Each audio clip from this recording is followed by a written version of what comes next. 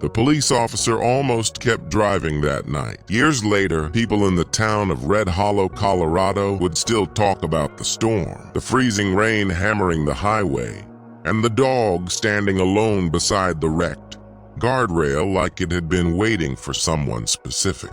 But at the time, Officer Daniel Mercer didn't know any of that. All he saw was another miserable shift at the end of another miserable year. The clock on his dashboard read 11:43 p.m. The heater in his patrol truck barely worked, and somewhere deep in the mountains outside town, dispatch had just reported another abandoned vehicle near County Road 18. Daniel almost ignored it, because exhaustion had become the only thing he truly felt anymore. At 42 years old, Daniel Mercer looked older than he should have. The long nights had carved shadows beneath his eyes. His marriage had collapsed 2 winters earlier after years of missed birthdays, emergency calls, and emotional distance neither of them knew how to repair. His ex-wife had moved to Denver. His teenage daughter barely answered his texts, and most nights when his shift finally ended, he returned to a silent cabin at the edge of town, where the television stayed on just to make the emptiness feel smaller. So when his headlights caught movement near the guardrail that night, he nearly kept driving until the animal stepped into the road. Daniel slammed the brakes. The truck skidded sideways on black ice before stopping just feet away. For a moment, neither of them moved. Rain lashed against the windshield. The dog stood frozen in the headlights, a German shepherd, thin, mud-soaked, one ear torn, its ribs visible beneath wet fur. But it wasn't growling, wasn't barking. It just stared directly at him with the strangest expression Daniel had ever seen in an animal: fear and desperation. Like it needed him to follow, Daniel cursed under his breath and grabbed his flashlight. "Dispatch, I'm stopping for an injured animal off County 18. Static crackled back through the radio. The dog backed away the second he stepped out into the rain. Not aggressive, just terrified. Daniel crouched slightly. Easy, buddy." The shepherd limped backward toward the trees and then stopped, turned, looked at him again. That was the moment Daniel noticed the blood. Not fresh blood, older blood, dried into the fur around the dog's neck. The animal let out a low whine that barely sounded alive, then disappeared into the darkness. Daniel should have let it go. Animal control would handle it in the morning. That would have been the normal decision. Instead, he grabbed his flashlight and followed the dog into the woods. And 20 minutes later, Daniel Mercer found the overturned truck, half buried in mud at the bottom of a ravine. The driver's side window shattered. Blood on the steering wheel, but no driver, no footprints, nothing except silence. And the German shepherd sitting beside the wreck like it had been guarding it for days. The storm grew worse overnight. Search teams arrived before dawn. They found traces of someone dragged through the mud beyond the crash site. But snow and rain had destroyed most of the evidence. No body. No suspect, no explanation. The truck belonged to a local contractor named Russell Vane. A 48-year-old man reported missing 3 days earlier, and the only witness left at the scene was the dog. Animal control scanned for a chip later that morning. Nothing. No collar. No records. No owner. Just scars. The vet estimated the shepherd was around 4 years old, male, underfed. Signs of long-term abuse. The animal flinched anytime someone raised a hand too quickly, wouldn't eat near people, wouldn't sleep indoors, and snapped at every stranger who got too close. Probably unadoptable, the shelter manager quietly told Daniel later that week. Daniel nodded like he didn't care, but he kept thinking about those eyes in the rain. 3 nights later, he found himself standing outside the shelter again. The German shepherd was lying in the back corner of the kennel, completely motionless. Until Daniel approached, the dog slowly stood, not excited, not trusting, just watching him. "You followed me into those woods, Daniel muttered softly. The shepherd tilted his head slightly, and for the first time in months, Daniel felt something unfamiliar crack through the numbness inside him. Connection. The paperwork took less than 15 minutes. You sure about this? The shelter woman asked. Daniel looked through the glass again. The dog still hadn't looked away. No, Daniel admitted, but he signed anyway. The drive home was silent. The shepherd sat rigid in the back seat the entire time, trembling anytime headlights passed. Daniel tried talking once. You got a name? Nothing. The dog stared out the window. Snow drifted across the empty Colorado highway while old country music played quietly through the speakers. Daniel finally sighed. You know what? You look like a ranger. The dog glanced toward him for half a second. That was it. But somehow, the name stayed. The first weeks were rough. Ranger refused to enter certain rooms of the cabin. Wouldn't go near closed doors. Panicked anytime Daniel reached too quickly toward his collar. Twice, Daniel woke in the middle of the night to find the dog pacing frantically near the windows, growling into the darkness. And every single evening around exactly 2:13 a.m., Ranger would stand at the front door and whine, like he wanted to leave, like he was trying to get somewhere. Daniel assumed it was trauma. The vet said abused dogs often develop strange routines after prolonged fear. Still, something about it bothered him. Because Ranger never acted confused. The dog acted intentional, like he remembered something.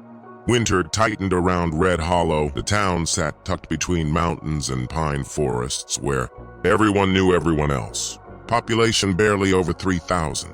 People noticed things there, and soon everybody knew about the cop and the rescue shepherd. Some locals softened toward Daniel for the first time in years. Others whispered, especially after Ranger started accompanying him around town. The dog was fiercely protective, but strangely intelligent, almost trained. He responded to hand signals Daniel never taught him, detected approaching cars long before they arrived. And once, during a routine traffic stop, Ranger suddenly began barking uncontrollably at the passenger seat of a pickup truck. Deputies searched the vehicle. They found methamphetamine hidden beneath the floorboards. After that, people stopped calling Ranger a stray. They started calling him a police dog, but nobody knew where he came from. Not even Ranger himself, apparently, because every time Daniel tried bringing him near the old crash site, the shepherd became agitated, restless, afraid. Yet he kept pulling toward the forest, toward something deeper in the mountains. Weeks passed. Then one night in February, Ranger disappeared. Daniel came home after a double shift and found the back door partially open. Fresh snow blew through the kitchen. Ranger was gone. Panic hit Daniel harder than he expected. He searched the property for hours, drove through town calling the dogs, name like a desperate man losing the only thing holding him together.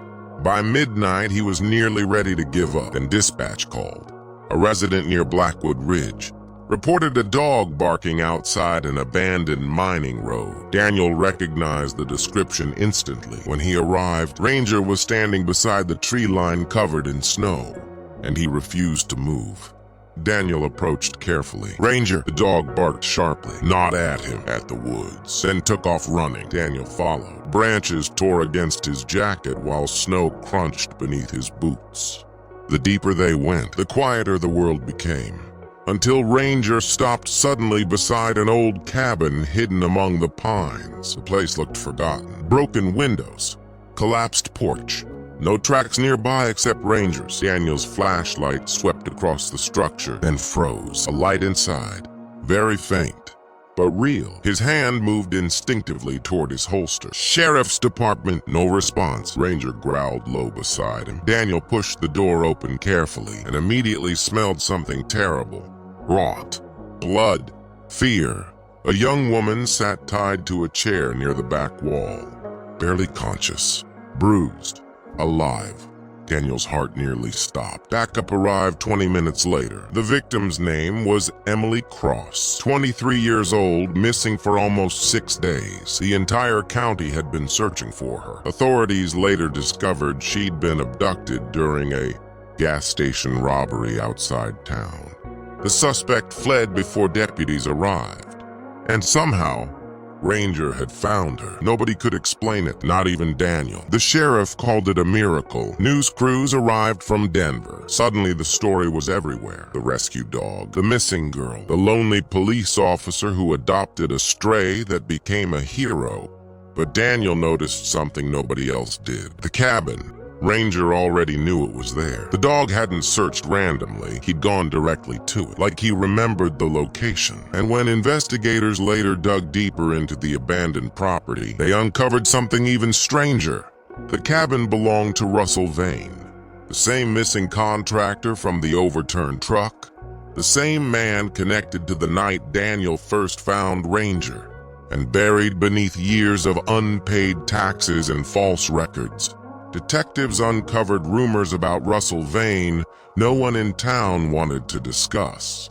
Violence, illegal fighting rings, animal abuse, disappearing workers. People whispered that Vane had terrified half the county for years, but nobody ever proved anything.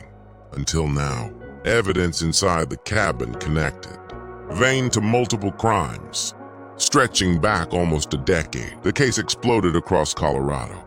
State investigators arrived, search warrants followed, and suddenly, Red Hollow realized the quiet contractor everyone thought had vanished might actually have been one of the most dangerous men in the region. But the biggest mystery remained unanswered. Where was Russell Vane?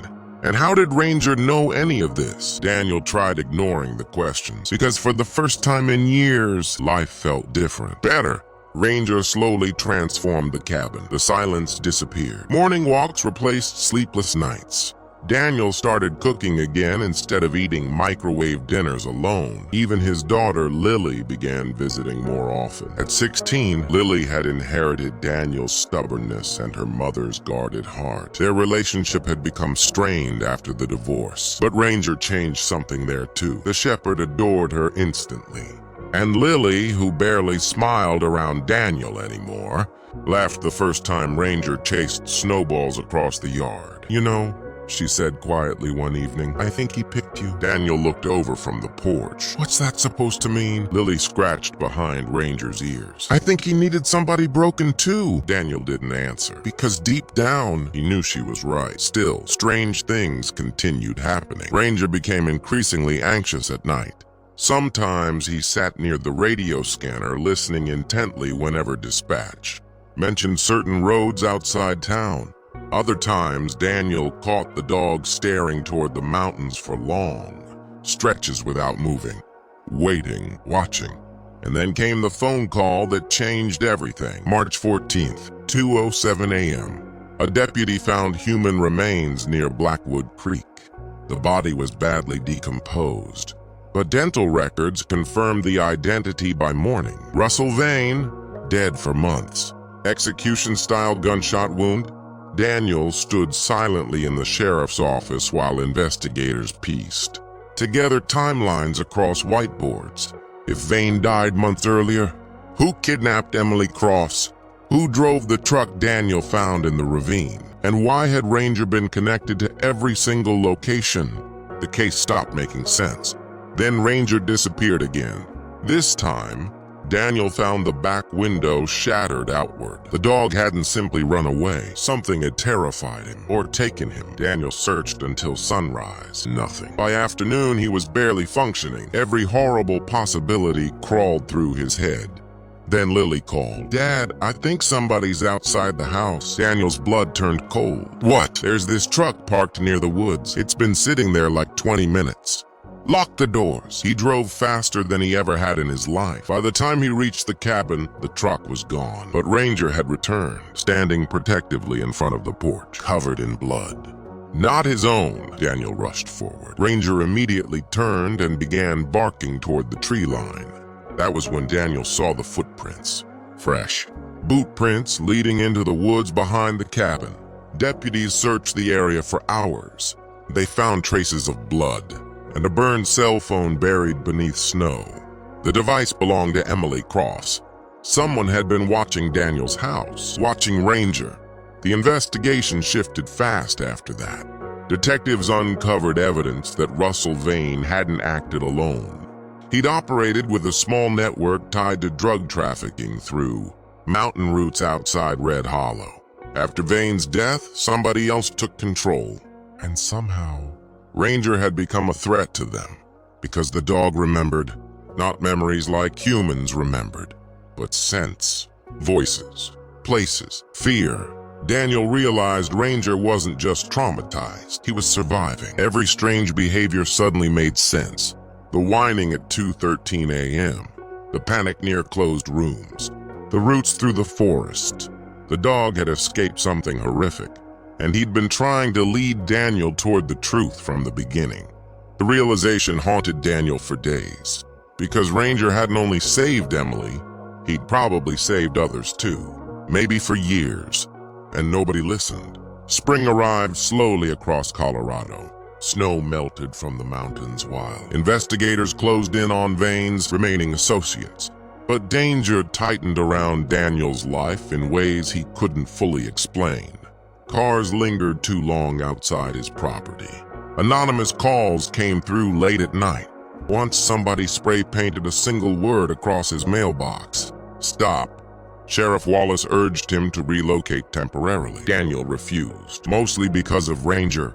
The dog grew increasingly protective around Lily, never leaving her side during visits, watching every road, every stranger, every sound outside. Then came the school carnival. The entire town gathered at Red Hollow High that Saturday evening. Food trucks lined the football field. Kids ran between games beneath glowing lights, while country music drifted through cool spring air. For the first time in a long while, Red Hollow felt peaceful. Daniel almost believed the worst was over. Ranger stayed close beside him the entire night, until 8:41 p.m. That was when the dog froze, his ears lifted sharply. Low growl, eyes locked toward the parking lot. Daniel followed his gaze. A black pickup truck idled near the edge of the field, too far away to identify the driver. But Ranger's reaction changed instantly. Pure fear, pure recognition. Then the truck accelerated, straight toward the crowd. Everything happened at once. Screams erupted. Children scattered. Daniel reached for Lily while yelling for people to move, and Ranger launched himself directly into the truck's path. The impact sounded like an explosion. Metal, glass, bodies screaming. The truck swerved violently after hitting the shepherd and crashed through a fence before rolling into the ditch beyond the field. Daniel hit the ground hard. When he looked up, Ranger wasn't moving. Time stopped. People shouted around him. Deputies dragged the driver from the wreckage while paramedics flooded the field. But Daniel barely heard any of it. He dropped beside Ranger in the grass. Blood spread beneath the dog's body. The shepherd struggled weakly to lift his head. Daniel's hands trembled uncontrollably. No, stay with me. Ranger's breathing rattled painfully. Lily knelt beside them, crying openly while emergency lights painted the field red and blue. And then Ranger did something nobody there would ever forget.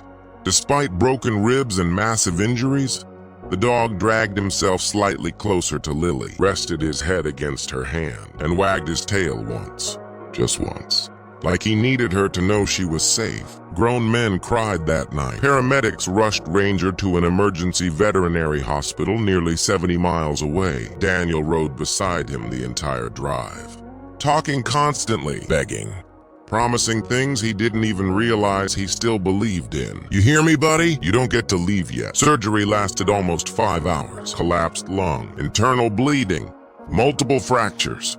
The veterinarian finally emerged near dawn looking exhausted. He's alive, she said softly. Daniel nearly collapsed from relief, but recovery would take months. And even then, there were no guarantees. Authorities identified the driver as Travis Heller, one of Russell Vane's former associates.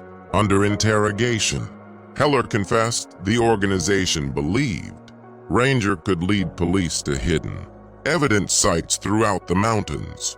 They'd been trying to eliminate the dog for weeks, because Ranger had been present during more crimes than anyone realized. The shepherd once belonged to Vane's operation, used as an intimidation animal, beaten, starved, forced into violence. until something changed. Investigators believed Ranger eventually attacked one of Vane's men during a confrontation months earlier, allowing a captive victim to escape. Afterward, Ranger fled into the wilderness. That was the night Daniel found him on County Road 18. Cold, alone, still trying to protect people. The truth shattered Daniel. All those nights Ranger paced the cabin, all those fearful reactions. The dog had been carrying trauma deeper than anyone imagined. Yet somehow, he still chose loyalty, still chose trust, still chose love. Recovery changed everything. Daniel spent every free hour beside Ranger's kennel at the veterinary center. Sometimes talking, sometimes sitting silently while machines beeped softly through the room. The shepherd slowly regained strength, but emotional healing took longer. Certain noises still triggered panic. Certain smells caused trembling. Yet whenever Daniel entered the room, Ranger calmed immediately. The bond between them became impossible to explain. Not owner and pet, something deeper. Two damaged souls learning how to survive again together. News of Ranger's heroism spread nationwide. Donations flooded the clinic. Letters arrived from across America. Children mailed hand-drawn pictures. Veterans wrote emotional messages about service dogs who'd saved their lives. Even hardened deputies admitted the story affected them. Because Ranger represented something people desperately wanted to believe still existed. Loyalty without condition. Goodness after suffering. Hope after cruelty. 3 months later, Ranger finally returned home. The entire town lined the street outside Daniel's cabin. Fire trucks, police cruisers, neighbors holding handmade signs. Lily cried openly when Ranger stepped slowly from the patrol vehicle wearing a blue support harness. The shepherd paused, looked around at everyone waiting for him, and for the first time anyone had ever seen, Ranger looked peaceful. Summer settled gently across Red Hollow after that. The investigations finally ended. The remaining members of Vane's network were arrested. Families of missing victims finally received answers. And slowly, life moved forward. But Ranger's greatest moment hadn't happened yet. It came on a quiet August evening almost a year after Daniel first found him beside the highway. Daniel and Lily were driving home from dinner when smoke appeared beyond the western ridge. At first they thought it was a brush fire. Then dispatch exploded across the radio. Residential structure fire. Multiple children trapped inside. Old Miller farmhouse. Daniel accelerated instantly. Flames already consumed half the house when they arrived. Parents screamed outside the property, while firefighters battled spreading fire along the roofline. 2 children had escaped. One was still missing upstairs. The heat was unbearable. Windows exploding, smoke pouring into the night sky. Firefighters tried entering twice. Both times they were forced back. Then Ranger jumped from the truck. Daniel shouted immediately, "Ranger, no!" But the shepherd was already running. Straight toward the burning house, people screamed. Firefighters moved to stop him. Too late. Ranger disappeared into the flames. Daniel's entire body froze. Seconds passed, then a minute. The roof groaned violently overhead. Fire crews prepared for collapse. And just as panic overtook the crowd, a shattered upstairs window burst open. Ranger appeared through the smoke. The missing little girl clutched gently in his jaws by the back of her jacket. The crowd erupted. Firefighters rushed forward as Ranger leaped from the porch moments before part of the roof collapsed behind him. The little girl survived. Minor smoke inhalation, nothing more. But Ranger suffered severe burns across his side and legs. That night, while Daniel sat beside him once again in a veterinary emergency room, something inside the officer finally broke open completely. Not from grief, from gratitude. Because after years of death scenes, divorce papers, loneliness, sleepless nights, and emotional numbness so deep he barely recognized himself anymore, this wounded rescue dog had somehow taught him how to feel human again. Weeks later, the town held a ceremony in front of the sheriff's office. Hundreds attended. Families, deputies, firefighters, reporters. Children wearing handmade shirts with Ranger's name painted across them. Sheriff Wallace cleared his throat emotionally before speaking. In 27 years of law enforcement, I've never seen courage like this. The crowd applauded loudly, but Daniel barely heard any of it, because Ranger sat calmly beside him beneath the evening sun with his head resting against Lily's leg. Safe, home, finally loved. That was all that mattered. Later that night, after the ceremony ended and the crowds disappeared, Daniel sat alone on the cabin porch with Ranger beside him. The Colorado mountains glowed beneath moonlight while crickets hummed softly through the trees. For a long time, neither moved. Then Daniel finally spoke. "You know, I think you rescued me first." Ranger lifted his head slowly. Older now, scarred, gentle. Daniel smiled faintly, and for the first time in many years, the silence around him no longer felt empty. It felt peaceful, because healing doesn't always arrive the way people expect. Sometimes it comes through second chances, sometimes through grief, and sometimes it walks out of the darkness on 4 wounded legs during a freezing Colorado storm. In Red Hollow, people still tell Ranger's story, about the rescue dog nobody wanted, about the lonely officer who almost kept driving, about loyalty strong enough to survive cruelty, and about a German shepherd who spent his entire life protecting people, even after the world gave him every reason not to trust it. Ranger grew old in that little mountain town. Children visited him constantly. Deputies brought treats during patrol shifts. Lily eventually left for college, but every time she returned home, Ranger still waited at the door exactly the same way, tail wagging slowly, eyes full of recognition. Years later, when Ranger's muzzle turned gray and his steps became slower, Daniel built a wooden bench overlooking the valley behind the cabin. That became Ranger's favorite place. Every sunset, the old shepherd would climb onto the bench beside Daniel and stare quietly across the mountains together. No fear anymore, no nightmares, just peace. And on Ranger's final evening, the sky over Colorado burned gold beneath the setting sun while Daniel sat beside him holding one weathered paw in both hands. The old dog rested his head gently against Daniel's knee, breathing slowly, calmly, like he finally understood he was safe. Daniel stayed with him the entire night, because that's what family does. And when morning finally arrived over Red Hollow, the lonely police officer who once believed he'd lost everything realized something important. Some souls enter our lives quietly, not to stay forever, but to save us before they go. If stories like this move you, consider subscribing, because sometimes the most loyal hearts walk on 4 legs.